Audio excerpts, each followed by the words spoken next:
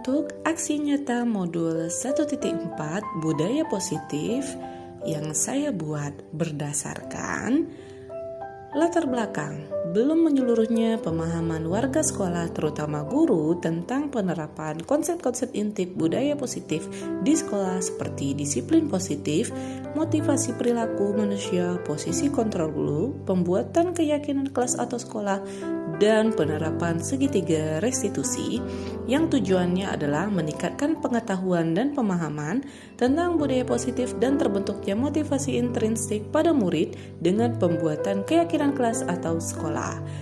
Tolak ukur terlaksananya budaya positif di sekolah, terbentuknya keyakinan kelas atau sekolah berdasarkan kesepakatan, dan terlaksananya penerapan segitiga restitusi. Lalu, selain latar belakang tujuan dan tolak ukur, ada juga lini masa, yaitu berkolaborasi dengan kepala sekolah dan rekan sejawat, melakukan diseminasi budaya positif, menyusun keyakinan kelas, dan hasil keyakinan kelas ditempel di kelas masing-masing, serta dukungan yang diperlukan yaitu dukungan dari kepala sekolah, rekan sejawat, peserta didik, dan perlengkapan untuk membuat keyakinan kelas yang akan kita buat nantinya. Proses terlaksananya diseminasi budaya positif yang saya lakukan yaitu pertama, saya akan berkolaborasi dengan kepala sekolah, dengan wakil kepala sekolah, rekan sejawat, dan rekan sesama guru BK dan rekan guru. Lalu saya membuat presentasi mengenai budaya positif yang akan saya buat. Kebetulan untuk proses diseminasi yang saya buat ini itu saya laksanakan di SMP Negeri 3 Bunguran Timur. Karena posisinya pada saat ini saya sedang berada di Ranai dan akan melaksanakan Lokakarya 2, sehingga jika saya menunggu untuk balik ke Serasan itu tidak ada kapal. Jadi saya berinisiatif untuk membuat di sana. Nah, lalu saya berkoordinasi dengan teman sejawat saya yaitu guru di SMP Negeri 3 Bunguran Timur, dan saya juga berkolaborasi dengan kepala sekolah dari SMP Negeri 3 Bunguran Timur untuk melaksanakan diseminasi atau sosialisasi tentang budaya positif di lingkungan SMP Negeri 3 Bunguran Timur. Sebelumnya saya sudah mendapat beberapa profil ya, begitu bagaimana keadaan dan proses kegiatan belajar mengajar yang ada di SMP Negeri 3 Bunguran Timur, sehingga saya memutuskan untuk memberikan sosialisasi atau diseminasi mengenai budaya positif yang akan bisa membantu SMP Negeri 3 dalam penerapan budaya positif di sekolah. Tentunya setelah saya melakukan di SMP Negeri 3 Bunguran Timur, ketika saya kembali di tempat kerja saya yaitu di SMP Negeri 1 Serasan Timur, saya akan memberikan sosialisasi juga terhadap sekolah saya, karena inilah yang menjadi harapan saya bahwa di sekolah saya akan menerapkan budaya-budaya positif yang sesuai dengan Ki Hajar Dewantara tentunya. Sehingga nanti di kemudian hari apa yang sudah diterapkan dapat bermanfaat bagi kami semuanya sebagai seorang guru. Bergerak, bergerak, bergerak. Perkenalkan, nama saya Nera Azhara, saya kelas 8A SMP 1 Serasa Timur. Tadi saya melakukan hal yang tidak seharusnya saya lakukan, yaitu marah-marah kepada salah satu teman sekelas saya karena dia mencontek PR matematika saya. Saya harus sabar dan menegur dia agar lain kali untuk membuat PR di rumah dan tidak mencontek punya orang lain. Warahmatullahi wabarakatuh. A'udzubillahi minasyaitonirrajim. Bismillahirrahmanirrahim. Assalatu wassalamu ala asrofil anbiya'i wal mursalin wa ala alihi washabbihi ajmain. Amma ba'du. Yang saya hormati Bapak Ibu Majelis Guru beserta staf tata usaha, Bapak Kota Kurikulum, Ibu calon guru penggerak yang hadir pada hari ini. Mudah-mudahan kita diberi kesehatan, umur panjang, dan rezeki. Amin, amin, ya rabbal alamin. Selawat serta salam kita hantarkan juga kepada junjungan besar Nabi kita Muhammad sallallahu alaihi wasallam dengan ucapan Allahumma shalli ala sayyidina Muhammad wa ala ali sayyidina Muhammad.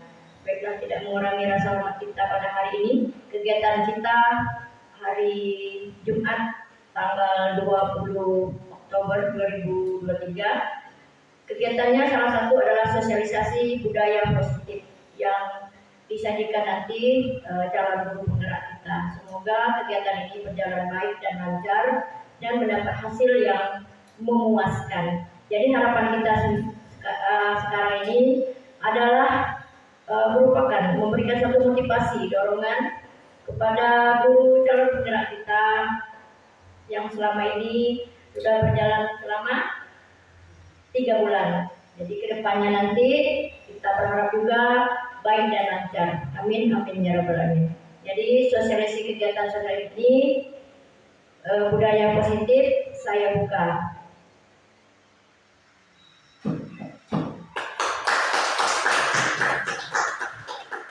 Terima kasih kepada Ibu calon guru penggerak beserta guru.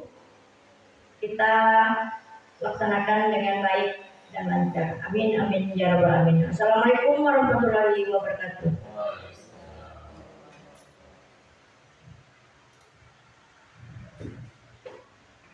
Baiklah, assalamualaikum warahmatullahi wabarakatuh.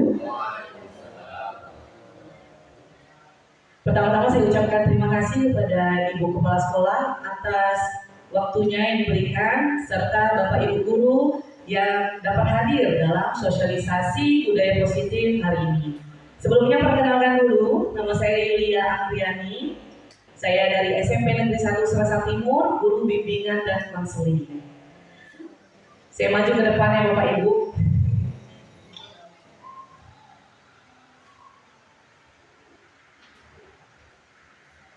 Baik Bapak yang saya hormati, hari ini materi kita mengenai sosialisasi budaya positif. Nah, di dalam budaya positif itu terdapat beberapa konsep inti. Yang pertama yaitu perubahan paradigma belajar, disiplin positif, nilai-nilai kebajikan, kebutuhan dasar manusia, motivasi perilaku manusia, posisi kontrol guru, keyakinan kelas, dan segitiga restitusi. Jadi, sebelum kita menerapkan budaya positif ini, sebagai seorang guru, kita harus melihat bahwa peserta didik kita memiliki kebutuhan yang berbeda-beda. Jadi, ketika kita mengajar di kelas, alangkah baiknya kita mengajar itu memperhatikan dulu kebutuhan peserta didik kita, tanpa mengurangi rasa kita untuk mengajar mereka, agar pembelajaran yang kita berikan kepada peserta didik kita dapat dimengerti dan diterima dengan baik. Selanjutnya, pembelajaran dengan paradigma baru. Jadi Bapak Ibu, kebetulan kita akan melaksanakan kurikulum merdeka. Ada pembelajaran dengan paradigma baru yang berdasarkan profil pelajar Pancasila. Ada 6 dimensi profil pelajar Pancasila yang sudah kita ketahui. Yang pertama yaitu beriman dan bertakwa kepada Tuhan Yang Maha Esa. Jadi di sini kita meminta agar peserta didik kita itu mereka tetap beriman dan bertakwa atau bersikap religius, selalu beriman dan bertakwa kepada Tuhan. Yang kedua yaitu berkebinekaan global. Jadi si peserta didik kita ini nanti kita harapkan walaupun kita banyak ya seperti zaman-zaman sekarang di YouTube, Facebook dan sebagainya, itu kan biasanya banyak informasi baru dan budaya-budaya baru yang ada biasanya diikuti oleh peserta didik kita. Jadi kita harus menerapkan kebinekaan global di mana peserta didik kita boleh mengikuti perubahan zaman, tetapi tetap harus melestarikan budaya yang ada di Indonesia. Selanjutnya yaitu bergotong royong. Jadi kita mengharapkan bahwa peserta didik kita ini saling tolong-menolong dengan sesama, baik sama teman, sama guru, di masyarakat juga boleh ya. Selanjutnya yaitu kreatif. Kita mengharapkan bahwa peserta didik itu adalah orang yang kreatif. Jadi ketika ada pembelajaran, contoh pembelajaran PJOK, peserta didik kita sudah tahu nih, kira-kira bisa materinya bola. Kira-kira saya ini, apa yang akan saya lakukan dengan bola? Kira-kira bola ini, apa manfaatnya bagi kehidupan saya? Nah, itu kreatif. Selanjutnya, bernalar kritis. Jadi, si peserta didik kita harapkan agar ke depannya mereka dapat menampung semua informasi dan mereka tidak menampung secara utuh, tapi mereka dapat melihat apakah informasi ini baik bagi saya atau tidak. Dan yang terakhir, kita mengharapkan murid kita yaitu menjadi murid yang mandiri. Sehingga pembelajaran dengan paradigma baru merupakan pembelajaran yang dirancang berdasarkan prinsip pembelajaran yang berdiferensiasi. Sehingga para peserta didik belajar sesuai kebutuhannya berdasarkan hal perkembangan psikologi. Nah, terus Bapak Ibu, di sini ada miskonsepsi tentang teori kontrol. Kita sebagai guru ternyata sudah sangat banyak melakukan miskonsepsi terhadap teori kontrol. Contohnya ilusi guru mengontrol murid. Ketika di kelas kita beranggapan atau kita berharap murid ini harus pandai nih sama pelajaran saya. Contoh matematika. Murid saya ini harus mampu nih matematika. Materinya misalnya bangun ruang ya Bapak Ibu. Harus mampu kamu mengetahui bangun ruang.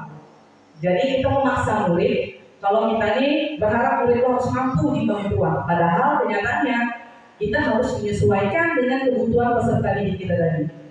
Nah gitu ya Bapak Ibu. Terus ilusi bahwa semua penguatan positif efektif dan bermanfaat. Ilusi bahwa kritik dan membuat rasa bersalah mampu menguatkan karakter. Dan ilusi kita bahwa orang dewasa berhak untuk memaksa. Jadi pada paradigma baru ini beranggapan ada kata Ki Hajar Dewantara, guru itu berhamba kepada murid. Berhamba di sini bukan seperti kita berhamba kepada Tuhan Yang Maha Esa. Tetapi di sini kita melihat apa kebutuhan yang murid kita butuhkan. Apakah murid kita butuh pembelajaran yang misalnya ada tipe murid yang butuh pembelajaran kinestetik, auditori, dan sebagainya. Terus selanjutnya yaitu mengubah paradigma stimulus respon ke pendekatan teori kontrol. Contohnya stimulus respon, kebutuhan kita sama, teori kontrolnya kita berbeda. Jadi Bapak Ibu kita sering beranggapan bahwa semua murid itu sama. Di kelas mereka itu sama. Kalau kita pakai materi yang membutuhkan buku, nah biasanya kita beranggapan semua murid ini kemampuannya sama. Ternyata tidak boleh. Kita harus mengajar di dalam kelas sesuaikan dengan kebutuhan si murid kita tadi. Terus yang kedua, semua orang melihat hal yang sama. Sementara di teori kontrol, setiap orang memiliki gambaran yang berbeda. Terus kita mencoba mengubah orang agar berpandangan sama dengan kita. Di teori kontrol, kita berusaha memahami pandangan orang lain tentang dunia. Di stimulus respon, perilaku buruk dilihat sebagai suatu kesalahan. Semua perilaku memiliki tujuan dan sebagainya. Inilah mengubah paradigma stimulus respon yang sering kita berikan kepada murid kita ke teori kontrol. Selanjutnya mengenai disiplin positif. Tentunya Bapak Ibu kita sudah sering atau sudah biasa kalau di sekolah mendengar kata-kata disiplin. Disiplin positif itu merupakan salah satu cara penerapan disiplin yang bertujuan untuk menumbuhkan kesadaran serta memberdayakan peserta didik tanpa imbalan atau penghargaan atau reward, ancaman ataupun hukuman. Mungkin kita sering Bapak Ibu di sekolah melakukan disiplin positif dengan namanya peraturan kelas. Ternyata di paradigma baru, peraturan kelas tadi kita ganti menjadi keyakinan kelas. Keyakinan kelas itulah nanti yang mengubah persepsi kita bahwa kita ini harus menjadi guru yang lebih memikirkan murid kita nanti. Selanjutnya ada nilai-nilai kebajikan. Jadi ketika kita membuat disiplin positif tadi harus berdasarkan nilai-nilai kebajikan ya Bapak Ibu. Nilai kebajikan itu yaitu nilai yang disepakati bersama. Contoh saya di sini wali kelas. Jadi ketika saya akan membuat bukan peraturan tapi namanya keyakinan kelas, otomatis harus atas persetujuan dari murid saya.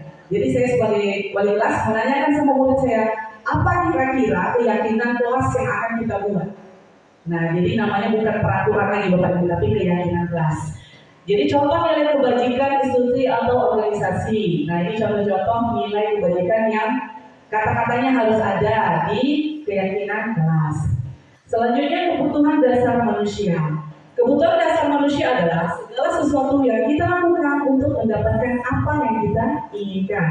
Seluruh tindakan yang kita lakukan memiliki tujuan tertentu dan semua usaha terbaik yang kita lakukan adalah dalam rangka agar kebutuhan dasar kita terpenuhi dengan baik. Jadi kenapa harus kebutuhan dasar manusia? Jadi di sini pokoknya ketika kita menjadi guru mengharapkan bahwa kita harus mengistimewakan murid kita ini. Jika dia dalam belajar lebih cenderung suka melihat gambar, berarti kita ubahlah metode belajar yang membuat gambar. Jadi semua murid itu di dalam kelas menerima pelajaran itu tidak sama caranya. Itulah yang namanya berdiferensiasi, ya Bapak Ibu. Selanjutnya ada 5 kebutuhan dasar manusia. Yang pertama, bertahan hidup. Jadi 5 kebutuhan dasar manusia ini pasti kita perlukan, apalagi kita sebagai manusia. Bertahan hidup. Semua orang membutuhkan makanan, pakaian, tempat tinggal, keamanan, dan kesehatan. Terus kasih sayang dan rasa diterima. Rasa diterima. Jadi ketika kita di kelas nih, kalau kita mukanya masam ya Bapak Ibu, atau kita lagi emosi, kita masuk kelas, otomatis dalam perasaan murid kita, duh, usaha ibu tuh mukanya masam. Mana kita mau belajar? Nah, gitu ya Bapak Ibu. Jadi rasa diterima, dipedulikan. Kadang kita nggak tahu bahwa murid kita ini di rumah apakah dia baik dengan orang tuanya, apakah dia mendapatkan kasih sayang atau tidak, seperti itu. Terus penguasaan, harga diri, keinginan untuk dianggap. Kadang ada anak-anak yang hyperaktif ya Bapak Ibu. Di kelas itu dia seolah-olah harus saya nih diperhatikan sama bapak ini, harus saya nih yang diperhatikan sama ibu ini. Nah, itu namanya anak hiperaktif. Biasa mereka meluapkan di rumah nggak bisa, diluapkanlah di sekolah, seperti itu. Terus kebebasan, mandiri, memiliki pikiran mencoba hal baru, mampu mengendalikan arah dirinya. Dan yang terakhir yaitu dia membutuhkan kesenangan. Oke, kalau kita dari awal mengajar sudah bawa suasana yang happy, selalu tersenyum, otomatis anak murid kita selalu beranggapan, wah seru nih masuk bapak ini. Bahkan kehadiran kita itu ditunggu-tunggu oleh anak murid kita. Selanjutnya yaitu motivasi perilaku manusia.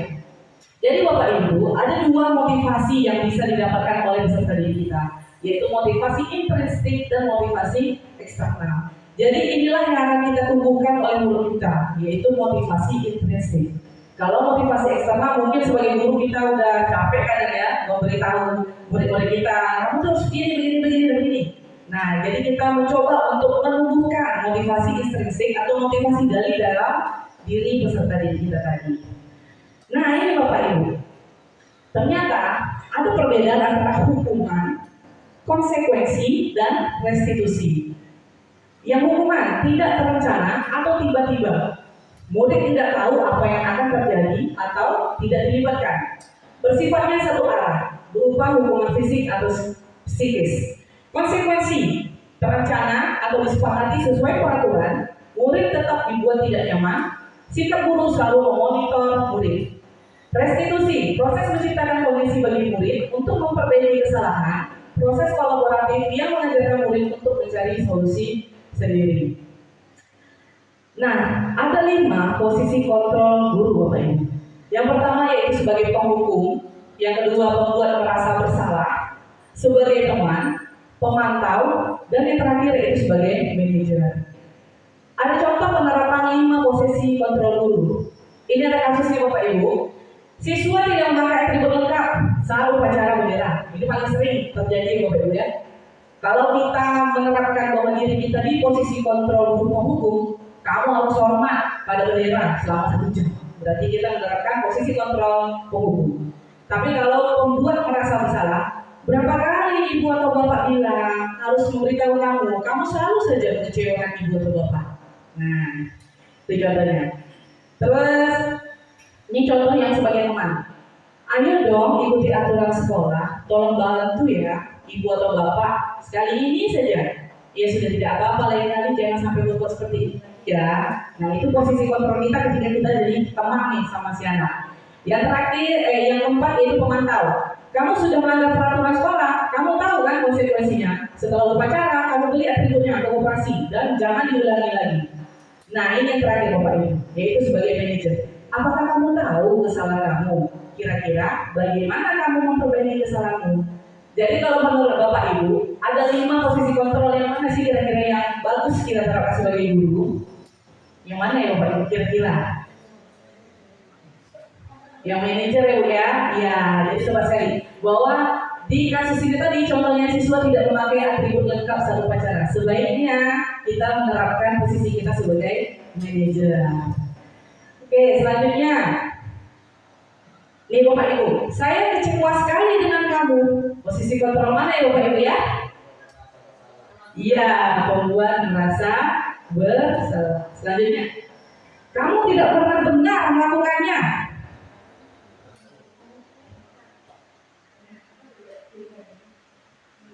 Pilihannya tadi ada sebagai teman, ada sebagai penghukum, ada sebagai manajer. Ayo, apa Bapak Ibu? Kamu tidak pernah benar melakukannya. Membuat merasa bersalah. Selanjutnya, apa rencanamu untuk menyelesaikan masalah ini? Oke, manajer, oke Bapak Ibu. Terakhir ini, ayolah lakukan dari Bapak atau Ibu ya. Temuan. Baik, oke Bapak Ibu. Selanjutnya, keyakinan kelas. Mengapa keyakinan kelas? Mengapa bukan peraturan kelas? Karena kita selama ini berpikir kalau peraturan kelas otomatis ada hukumannya. Iya nggak sih Bapak Ibu? Iya ya. Nah, jadi sekarang di paradigma baru kita mengubah namanya bukan peraturan lagi, tetapi keyakinan kelas, yaitu disepakati antara kita sebagai wali kelas dan murid kita di kelas. Pembentukan keyakinan kelas. Jadi ini Bapak Ibu contoh keyakinan kelas yang pernah dibuat. Bisa menggunakan kertas seperti ini atau di karton bisa juga kita buat. Yang pertama dia bersifat abstrak, berupa pernyataan universal, pernyataan yang umum ya Bapak Ibu ya. Dibuat dalam pernyataan positif sedikit saja, jadi nggak perlu panjang-panjang, sedikit yang penting mudah diingat oleh anak murid kita. Terus sesuai dengan kondisi kelas atau di sekolah sehingga mudah diterapkan. Terus semua warga sekolah atau warga kelas dilibatkan saat membuat keyakinan kelas. Jadi misalnya saya wali kelas 8A, saya membuat keyakinan kelas dengan anak-anak kita. Otomatis semua guru harus juga tahu. Guru BK tahu, guru mapel tahu, kepala sekolah tahu, kesiswaan tahu, kurikulum tahu. Jadi ketika kita masuk di kelas 8A, inilah keyakinan kelas di 8A. Gitu ya Bapak Ibu ya. Selanjutnya Bapak Ibu, segitiga restitusi. Ketika kita menyelesaikan masalah anak kita atau peserta didik kita, alangkah baiknya kita menggunakan segitiga restitusi. Mungkin kita sudah sering menggunakan segitiga restitusi, tapi kita nggak tahu kalau namanya segitiga restitusi. Apa itu segitiga restitusi? Yaitu suatu proses dialog yang dijalankan oleh guru agar dapat menghasilkan murid yang mandiri dan bertanggung jawab. Dengan tahapannya ada 3, Bapak Ibu. Pertama, menstabilkan identitas, terus validasi tindakan yang salah, dan menanyakan keyakinan. Menstabilkan identitas berdasarkan prinsip membuat kesalahan adalah bagian dari proses pembelajaran. Contoh kata-katanya ketika kita melaksanakan segitiga restitusi. Berbuat salah itu tidak wajar. Terus tidak ada manusia yang sempurna. Ibu atau bapak juga pernah melakukan itu. Ibu atau bapak tidak mau mencari siapa yang salah, tapi ibu atau bapak ingin mencari solusi dari permasalahan ini. Kamu berhak merasa begitu. Jadi ketika murid kita lagi ada masalah nih, kita mau menyelesaikannya, kita gunakan segitiga restitusi. Pertama kita harus menstabilkan dulu identitas dia. Kalau kita langsung ngejudge dia, kamu kan salah ini, masa kamu ini aja nggak tahu? Otomatis kita langsung down Bapak Ibu. Jadi kita harus stabilkan dulu identitasnya. Selanjutnya menanyakan keyakinan. Apa keyakinan kelas kita? Misal dia hari ini terlambat. Terus nilai-nilai apa yang telah disepakati bersama? Seperti apa gambaran sebuah kelas yang ideal menurut kamu? Kamu ingin menjadi orang yang seperti apa? Seperti itu. Terus yang terakhir, validasi tindakan yang salah. Kamu pasti punya alasan mengapa melakukan hal itu. Padahal kamu bisa melakukan yang lebih buruk dari ini ya. Kamu patut bangga karena telah melindungi sesuatu yang penting buatmu. Kamu melakukannya karena mempertahankan sesuatu yang penting bagimu. Itu contoh restitusi. Oke, penutup Bapak Ibu, dalam penerapan program disiplin positif, hendaknya guru memiliki standar kepribadian, profesional dan sosial yang baik, di mana guru mampu merefleksikan dirinya dalam posisi kontrol saat ini. Bagaimana perjalanan dirinya sebagai among atau manajer yang menuntun murid-muridnya menjadi insan yang mandiri, merdeka dan bertanggung jawab sesuai dengan standar nasional pendidikan. Baik Bapak Ibu, itu saja yang bisa saya sampaikan. Sebelumnya saya akan menampilkan es bridging ya Bapak Ibu. Saya mohon kepada Bapak Ibu untuk berdiri dulu. Kita akan melakukan es bridging.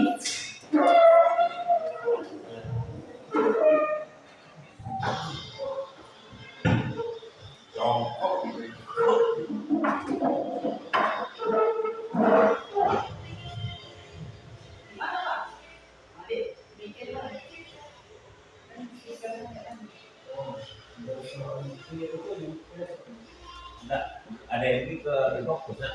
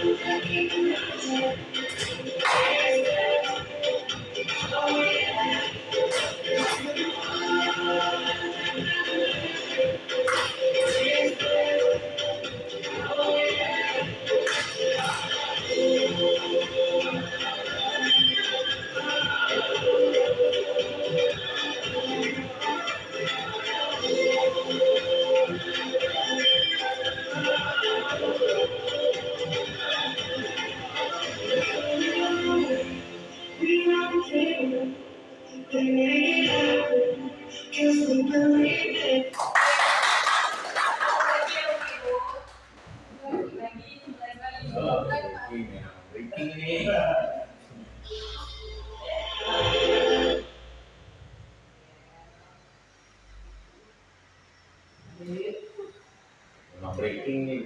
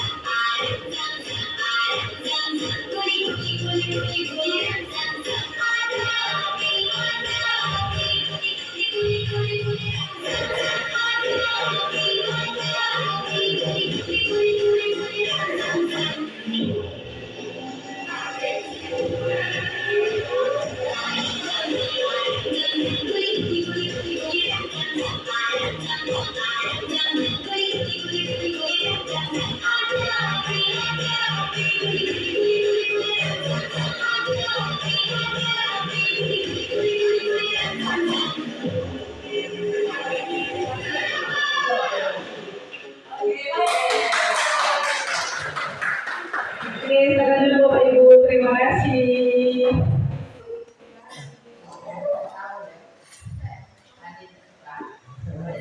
Baiklah Bapak Ibu, terima kasih atas waktunya. Capek ya Bapak Ibu. Begitulah sosialisasi budaya positif. Jadi kalau bisa kita di kelas Bapak Ibu memanfaatkan ice breaking dan laser games itu membantu untuk mengajak murid kita biar lebih asik gitu di kelas. Oke Bapak Ibu, mungkin itu saja yang bisa saya sampaikan. Terima kasih atas waktunya. Wassalamualaikum warahmatullahi wabarakatuh.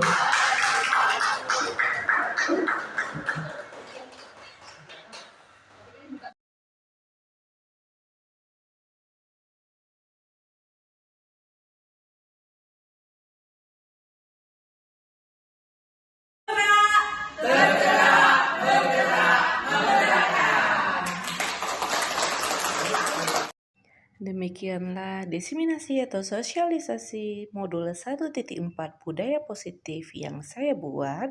Semoga dapat bermanfaat bagi rekan guru saya serta sekolah yang saya berikan, yaitu SMP Negeri 3 Bunguran Timur. Dan insya Allah saya akan memberikan sosialisasi juga nanti ketika saya sudah kembali ke tempat kerja saya di SMP Negeri 1 Serasan Timur. Semoga budaya positif yang kita jalankan dapat terjalani dengan baik.